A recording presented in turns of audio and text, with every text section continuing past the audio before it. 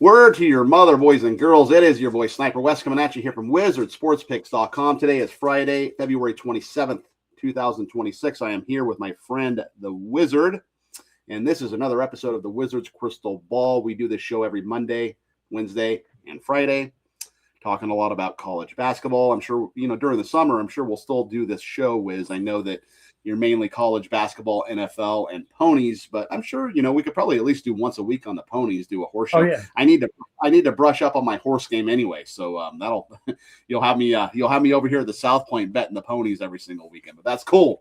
It all pays green at the end of the day, right? Yeah.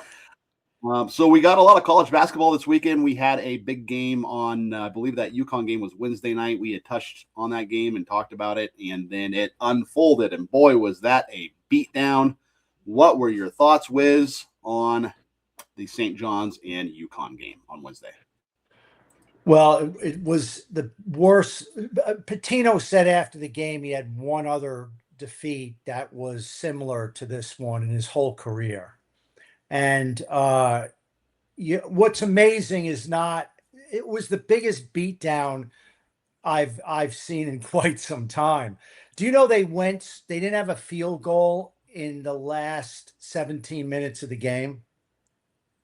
They didn't have one field goal. I mean, grade school kids have one field goal in 18 minutes. I mean, wow. they were, it's so unusual, so weird for a Patino coach team to, just be defeated right off the tip. I mean, they were, mentally beat down, physically beat down in every way. It was mind-boggling to see.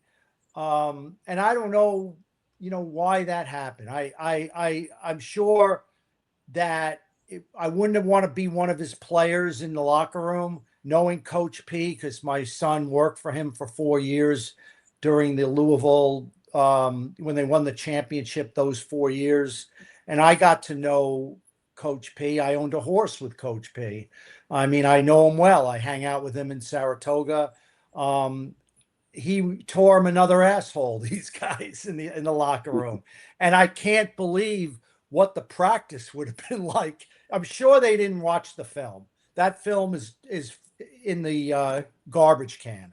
But the practice leading into the Villanova game tomorrow, man, he had to have football gear on these players because that wasn't going to be a soft practice. Believe me. Yeah. So UConn, they had 3 players in double digits. St. John's had 1 player in double digits. And that one player in double digits scored 10 points. He barely made double digits. And, as you alluded to, they didn't 17 minutes, no baskets. They only had 14 total points in the second half. That will not get it done. Credit to Bobby Hurley. He came out. He had a good game plan. He told his players to, play defense. That's how we're going to win this game. And that is how they won that game. And also Terrence Reed. He had a terrific second half against Villanova in the prior game. He was a monster in this game. That's the key to UConn. If Terrence Reed plays like that, UConn is clearly on the list of potential national champions. Yeah, he had 20 points. He had a fantastic game. And defensively, he was ridiculous. I mean, he took care of St. John's center, who never gets intimidated and bullied around. I mean, that was just it was unbelievable. And like the idiot I am, I had no intention to bet the game, but I'm betting 100 every time it was plus 16.5. I bet 100, 17.5. I bet 100. At 19.5, it was my final 100. And then I threw in the towel. Like, how could Coach P lose a game like this? And he's usually great in the second half. I mean, they were worse in the second half than they ever were. So I lost some shekels on that game. Yeah. Well, I will tell you what, since we're talking about St. John's, we will get to Michigan and Illinois, which goes off on Friday night. We're shooting this on Friday morning, as I said earlier. We'll talk about Michigan and Illinois in a second, but we'll just stay on St. John's here for a second. So St. John's is playing Villanova here on Saturday. This game is at Madison Square Garden. And I want you, Wiz, since you are so good at this, man. I love playing this game with you because you're always hitting the nail right on the head. What do you think this line's going to be with St. John's? Well, when did the lines come out? I believe I'm looking right now, and I think they came out within the last hour because I only have a DraftKings, a FanDuel, a Caesars, and a Fanatics. I only have 4 lines. Meaning they're still coming out. All the other books if I see lines, that usually late in the evening for tomorrow's games. So I'll guess the St. John's game. It's at the Garden. You know that St. John's is likely to rebound. They threw in that stinker on the other day will certainly bring the line down. If they had played a competitive game, it would have probably been about 7 points. I would say 5.5 to 6, 5.5, 6. Well, there you go, Wiz. You have done it again. It's literally 5. It opened at 5.5 at DraftKings. Hey, I will say they are already catching steam. St. John's is. It's already up to -7.5 at FanDuel. You have a full 2-point discrepancy right now. You have DraftKings -5.5 and FanDuel -7.5. That's wow. You can almost middle. Yeah, you can almost middle this game. Take the +7.5 of Nova. I thought they'd open at 5.5, 6. Yeah. Yeah, it's definitely St. John's is getting hammered right out of the gate, and it's probably for good reason. I'm sure Patino will light a fire under their ass. Let's go, since we're on the lines for tomorrow. Give me another game. We'll guess a line. Yeah, let's do it. So we have obviously we have the Duke and Virginia game. So this game is at Duke. If Duke wins this game, they actually clinch the top seed in the ACC. Virginia, they can pull even in the standings if they are able to win this game. But, Virginia, they have the 2 big 7-footers, Grunlow and Oyinso. They combined for 12 block shots their last time out. And so, that's going to be their game plan versus Boozer. But this line is out, and it is at Cameron Indoor. So what do you think this line will be, Wiz? What do you think it opened at? Duke 9. Duke 10. Okay. Close. But yeah, you were right there. Once again, that's a pretty impressive being 1 point off. Yeah, you're right there. Absolutely. In fact, I believe, let's see if it's moved at all. This is, by the way, this game is at noon Eastern Standard Time, so it's an early tip. It opened at 10. So actually, a couple books have it going down to 9.5. Fanatics has a 9.5. DraftKings has a 9.5. It's 10. FanDuel's at 10.5. So these lines are still a little bit all over the board. How about another game? Let's look at let's guess that line for Texas Tech and Iowa State tomorrow. At Ames, I'd say Iowa State 7, 6 or 7. Iowa State -8.5. -8.5. Okay, so and 7. Then, I wasn't that far off. Yep. Then we got one more. We'll guess Kansas at Arizona. Arizona 5. So we have Kansas +8.5. Really? Yeah. So the books are giving some mad respect to Arizona here. They think they are going to run all over Kansas. Is Pete playing? That's a great point. So I did the line without. That would probably Pete. be a reason for the discrepancy. I did the line with Pete out. So if Pete's in, I would have made it about 6.5. Right. 6.5 in that range, 7. Yeah, it says he's questionable. It says that he's dealing with the muscle strain in his lower leg, uncertain to take the court versus Wildcats. So questionable. So that could be the reason for the discrepancy. Okay, right so I would have if him out. Also too, also too, Aristode is questionable. He's sick. says Aristote is dealing with an illness, uncertain to take the court for the Wildcats. So they might be without Aristote and Pete. So I would say 6.5 they're at still most. Yeah. Yeah. So yeah, it's interesting with both those guys. They must think that they're still going to play if they're laying 8.5. You know what I mean? Yeah. I don't know. That's a big spread. Yeah. So anyway, on to the main event of the evening, Wiz. So we have a fantastic game, as I like to say. This is called a banger at Illinois. So we have Michigan at Illinois tonight. So I do have a free play in this game that I am going to give out right now, and I want you to basically analyze my analysis. Right? I'm going to tell you what's going to happen in this game, or at least what I think is going to happen, and then you can give me your opinion and tell me what you think is going to happen. So okay. This is it's going to be Friday evening. I believe this game is at 8 Eastern. Let me just double check that for you guys. It is. It is. So you know, you have plenty of time to get this bet in should you choose. It is at 8. It's 8. Friday night in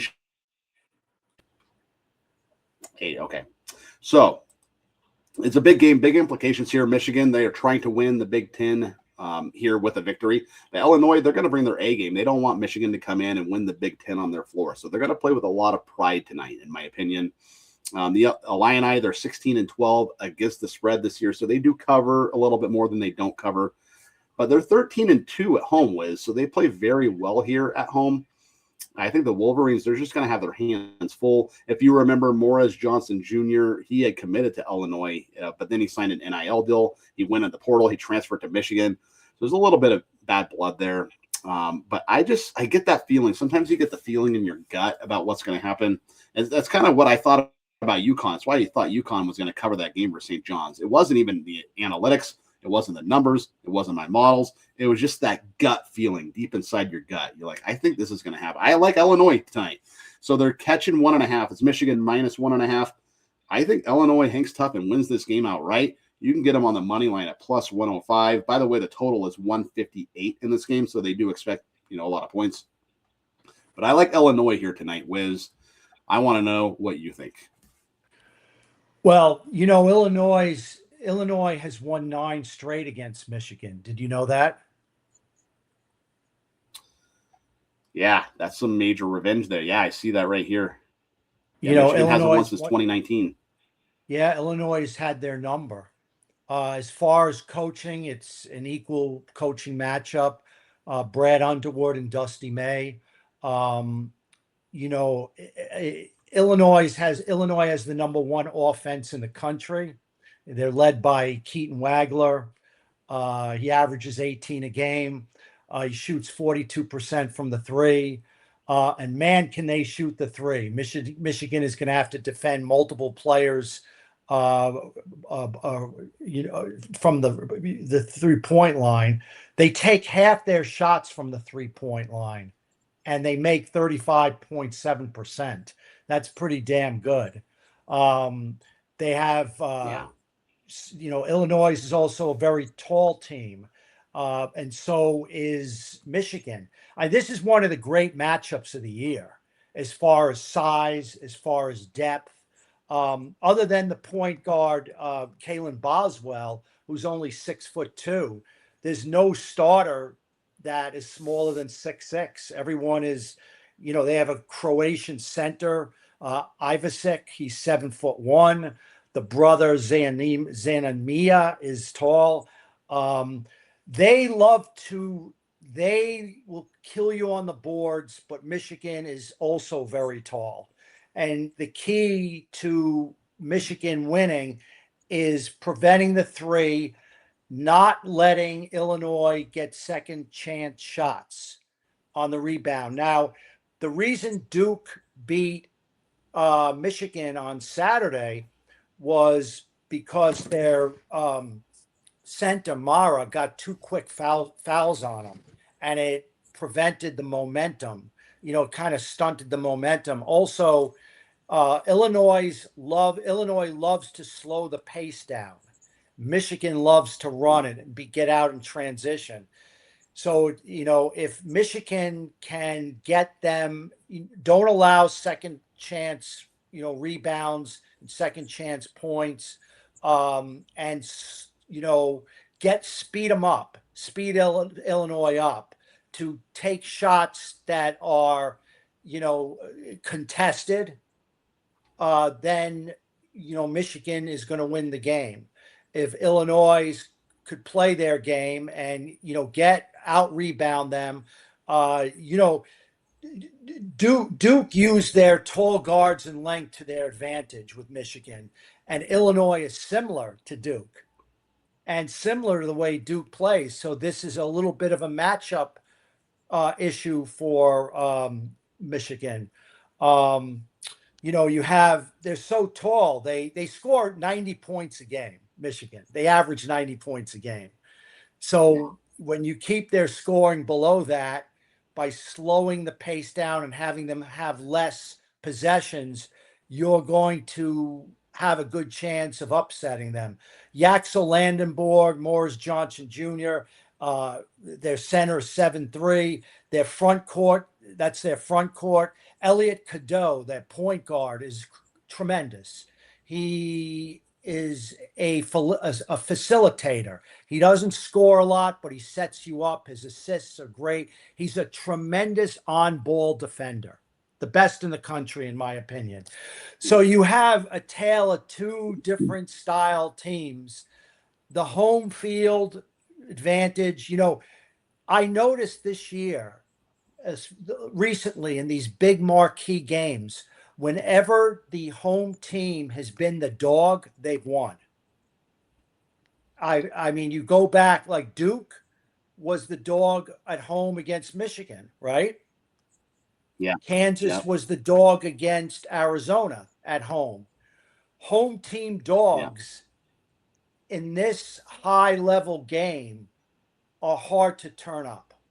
So, I don't have as strong a feeling on the game as you do, Sniper, but I certainly I would have a trouble laying the points with Michigan. I would more enticing to take 1.5, maybe buy it to 2, or the money line. Take your shot with the money line and take Illinois. I kind of agree with you on this game. Yeah. It's very interesting, man. Dusty May, it's only been 2 years since Michigan was the worst team in the Big Ten. They were at the bottom of the Big Ten. 2 years later, here they are with a chance to, win the Big Ten here. It's just a fantastic turnaround. All the credit to Dusty May, but I do think they will have their hands full tonight. So, well, there you have it. That's our thoughts on Michigan and Illinois. We kind of touched on some of the weekend games as well. But this has been another episode of the Wizards Crystal Ball. A lot of action this weekend. We actually have UFC tomorrow night. I'm looking forward to that. We will be having UFC, soccer, NASCAR. We're going to add all those sports to the website. We're working hard on it. It's just there's a lot of intricacies and stuff that we have to iron out on the back end. We're hoping maybe another week or two we'll have that stuff up for you guys because I know you want some winners in other sports, and that's what we plan on doing for you. Soccer as well. We have some good soccer handicappers over there. So, my name is Sniper West, everybody, and don't forget to go over the website, wizardsportspicks.com. You can check out a package for myself or any of the other fantastic handicappers over there. I'll tell you what, I'm doing pretty well over there on the leaderboard, Wiz. I don't know if you've seen me over there, but I am creeping up. Sniper's doing pretty well as of late. We had our guy Ian Cameron on Wednesday night on the Wizard Sports Lair. It's fantastic doing a show with him. I've been a big fan for many years.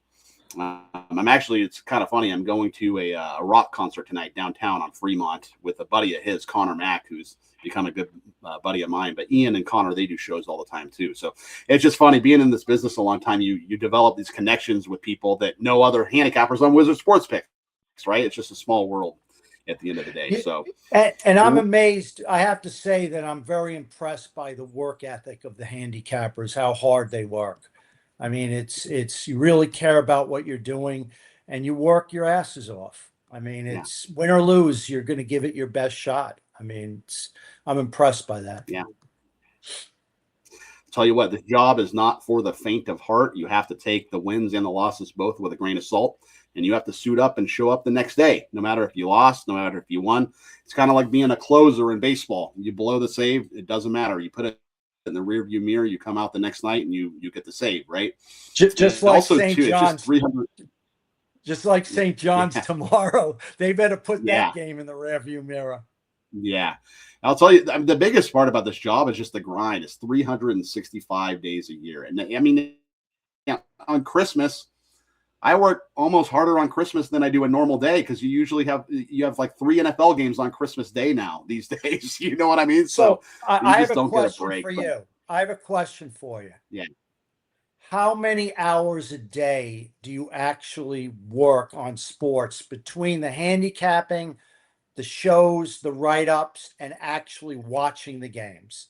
If you added up all that, what is, how many hours? Including watching the games, like Yes. at least 8 hours a day, at least eight to 9 to 10. If I took the watching out, because the watching usually goes from 4 Pacific until 10 Pacific, so that's 6 hours. So if I were to take the watching out, it would be maybe 2 to 4 hours a day. But when you throw in the watching, it just completely consumes life, Well, that's right. For me, go ahead. Yeah, for me, Wiz, the fun is about watching. Now I know cappers like Tom Macrina, for example. I don't know how the hell this guy does it, but he doesn't watch the games. Right. He handicaps the game, and then he has a normal life, and he's a normal person, and he hangs out with friends and family, and he doesn't even care what happens. I can't do that. I have to watch the games. I feel it makes me a better handicapper, and it's just fun. It's, you spend all this time doing the work. You want to see it come to fruition. You know what I mean? I don't know how some handicappers can just handicap the games and not watch it. But you know what? That shows great discipline. They're able to separate church and state, so to speak, right?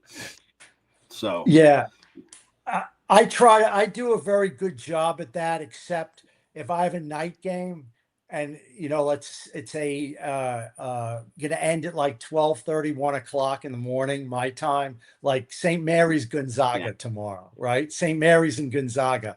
It starts at 10 my time and ends at maybe 1 o'clock in the morning. I'll go to sleep at 10:30, 11, and then my wife's sound asleep. And for some reason at like 12:15, I just wake up because I know there's a game I want to watch the end of the game. So I sneak into the living room and I watch it. It's always on your mind, even though you have to work hard to separate it. There's always something going on, even in your dreams. Yeah. Well, for guys like me too, because I'm first of all, I'm high volume in all sport. Especially in football, I'll have one of the bigger cards for the weekend in football. I know Ian Cameron, he's high volume as well. So that takes a little bit of time, but I do all the sports too, though. I'm doing your regular sports, your college basketball, college football, NBA, hockey, baseball, NFL. Then I'm doing WNBA in the summer. I'm doing CFL in the summer. UFC is all year long. So, even people, they think, oh, football's over. Now you can relax. Not me, man. In the summer, when most handicappers are on vacation, I'm still doing CFL, WNBA, and Major League Baseball and UFC. I still have 4 sports going in the summer. So never a dull moment. Let me That's tell you crazy. what. That's unbelievable. That's unbelievable. Yeah. But hey, it's the life we signed up for. You put your pen on the paper and you sign. You said, this is what I want to do.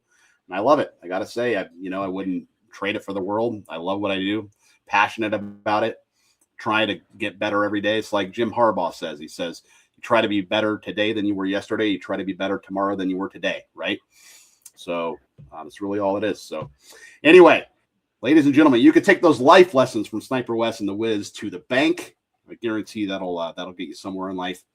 And this has been another episode of the Wizard's Crystal Ball. We hope you guys have a great and profitable weekend and kick some bookie ass, okay? So we'll see you guys. Actually, we will not be doing the show on Monday. I don't think, Wiz. I'm moving about a mile up the road to a much bigger and better situation. So I'm not sure if I'll be able to hop on Monday. But maybe we can do Tuesday and Wednesday. We'll figure it out. If I am settled in on Monday, we will do the show. I'm just not 100% sure. So we'll see what happens. Well, I'm not sure your closet's going to be ready for you. Yeah, to be honest with you, I'm debating whether I want to go in the closet in this place too, because it's another really big walk-in closet. So, not literally, but figuratively, Wiz, I may never come out of the closet. No, you're very comfortable being in the closet. There you go. There you go. All right, ladies and gentlemen, hope you have a great weekend and make some money, okay? Peace out and keep firing.